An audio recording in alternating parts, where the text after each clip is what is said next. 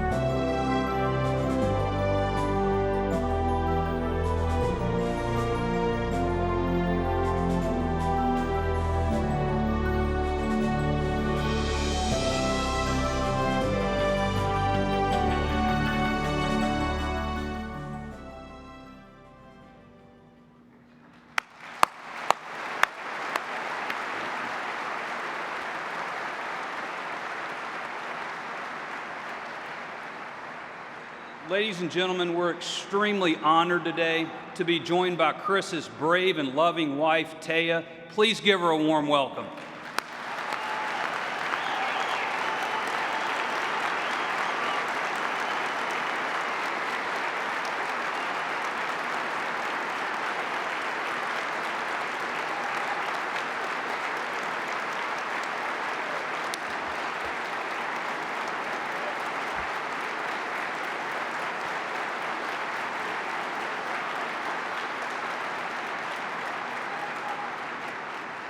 Thank you.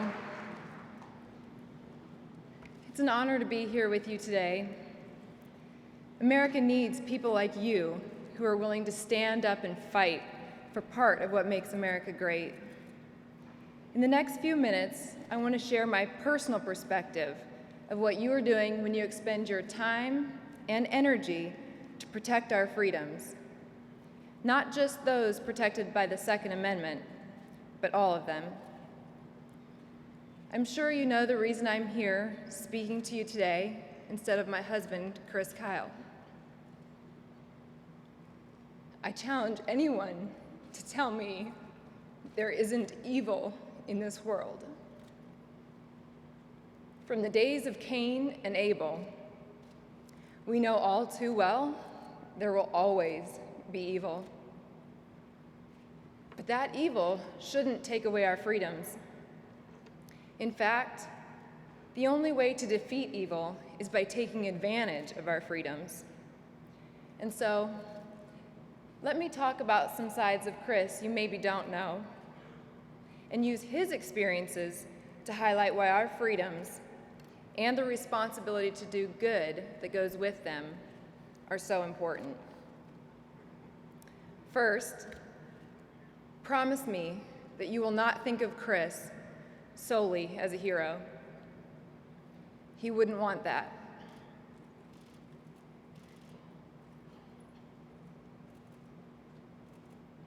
Instead, I ask you to see him the way he would have wanted you to see him. As just an everyday boy who did his best at what he loved, growing into an everyday man, loving his God, loving his country,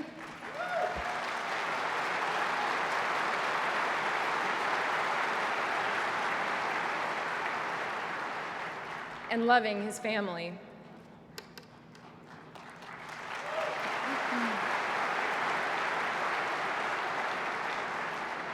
Like many young boys, Chris and his brother Jeff developed a sense of justice through playing in the outdoors.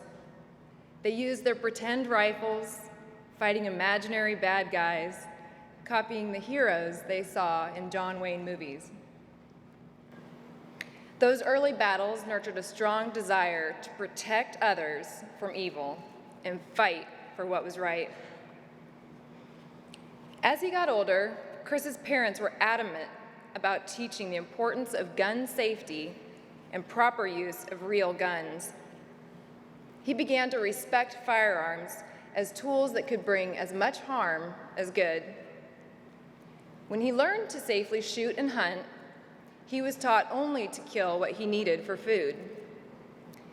He developed an appreciation of guns as a means of providing nourishment while exploring the peaceful essence of nature with his family.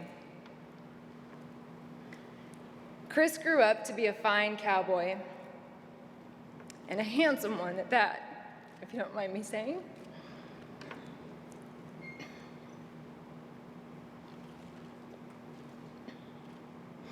Sorry, the picture's in front of me too. He won championship buckles in rodeos and worked for several years on ranches. His guns were once again a tool to provide food for a happy, albeit broke, young man.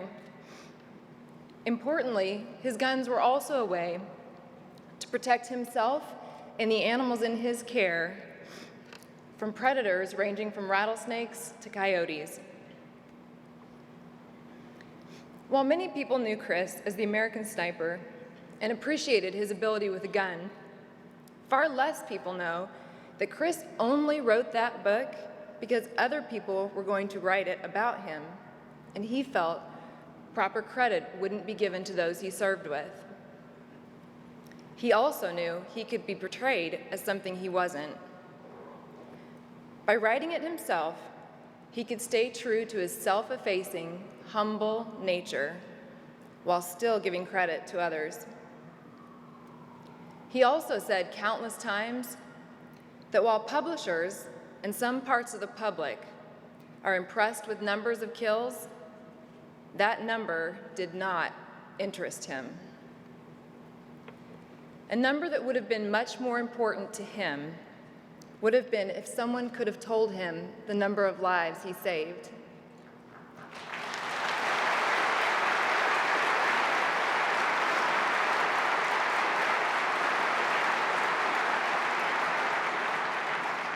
Saving lives was the only motivation he had.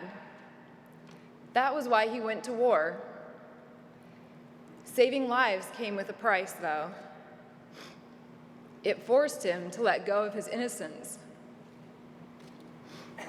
But he dug a little deeper and loved his fellow man enough to take on the immense responsibility of using his gun, the only effective tool he had, to stop the evil coming at them.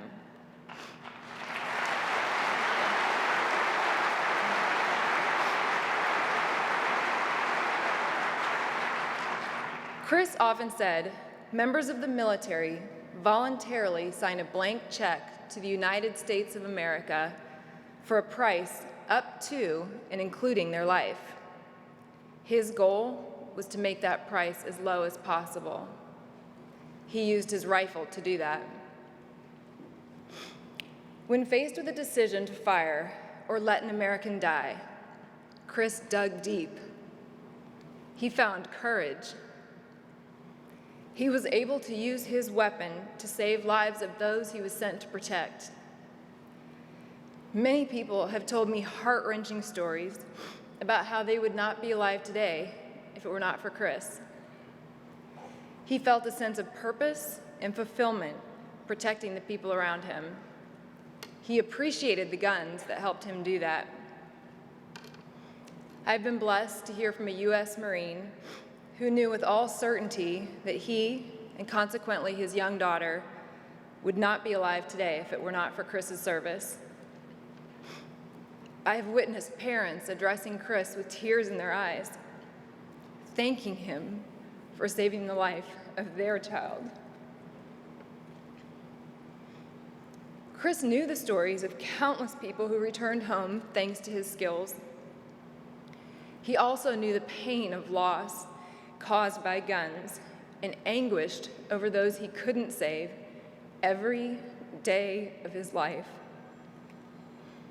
He had to fight to come back from the dark, heavy weight of loss that he felt when his friends died on the battlefield. But Chris was strong enough to face the bad head on, to push through and live with the memories of all of the experiences he had been given. Somewhere in there, he found a balance. Chris got out of the military to save our marriage. It was the best and worst day of his life. Actually, for the longest time, he only thought of it as the worst. It was the worst because he felt he had more to give. Spending years living and breathing for the brotherhood of men, not only in the SEALs, but in all branches of the military, gave Chris an undeniable, valuable purpose. In getting out of the military, he felt he was letting his country down. He didn't consider it the best day until years later, when he understood his extraordinary value to our children and to me. I can assure you, Chris Kyle was as flawed as any amazing person is, but he was the most loving, soul-changing husband and father I've ever encountered.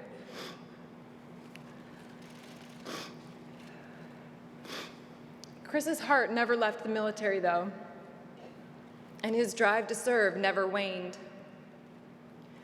Chris and I had the honor of meeting many men and women who had been wounded in combat. Many of them thought that the healing they received in the hospital, though important, was exponentially slower than what they found when they went out in the great outdoors. Many service members were outdoorsmen before they went into the military, and they felt great peace hunting or shooting targets. Chris was blessed to be able to serve countless numbers of veterans during hunts and shoots over the last few years. He discovered a new use for guns: healing. On January 28th of this year, Chris said, "I would love for people to think of me as a guy who stood up for what he believed in and helped make a difference for veterans. You know, someone who cared so much about them that he wanted them taken care of." Well, Chris, well done, babe. You did it.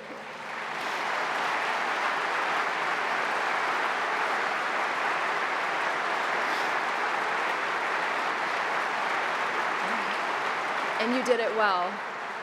Thank you. To all of you in this room, thank you for doing the same as you fight for the rights of all of us, including our veterans. In the short amount of time after Chris got out of the military, he found himself reflecting on how guns affected the many aspects of American history. In doing so, he developed an idea for a book coming out this June called American Gun. In it, Chris chose to tell the stories of 10 iconic guns and the people who used them, altering the course of United States history, from the Revolutionary Wars to the Western frontier, world wars, and beyond. As I helped finish American Gun after his death, I reflected on how they have played a role in my life, too.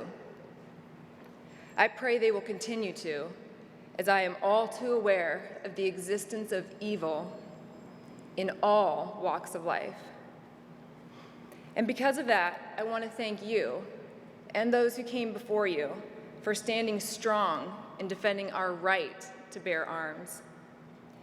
Thank you for understanding the difference between the use of guns in terrorizing innocent people in our country and abroad, and the use of guns in protecting against an evil that will not be reasoned with.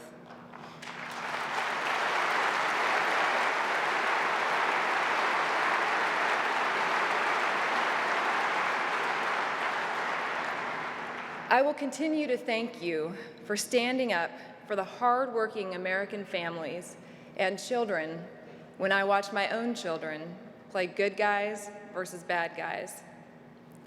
When my children and I eat a dinner of venison, elk, and even oryx Chris left us with, I will lift my glass in a toast to you.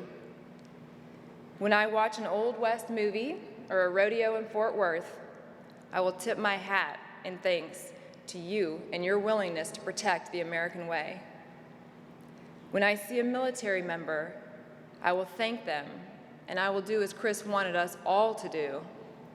I will take action to care for them, all the while saluting you, who have helped them maintain their ability to stay strong, empowered, and protected, even after they have been wounded. And when I see a gun used in an act of pure evil against someone who's defenseless, I will remember long before guns, people have tragically hurt and killed one another. I will pray for God to keep us all strong, and I will thank you for using your time and energy to ensure Americans remain free, fully prepared to feed ourselves, defend ourselves, and ultimately win the battle of good versus evil.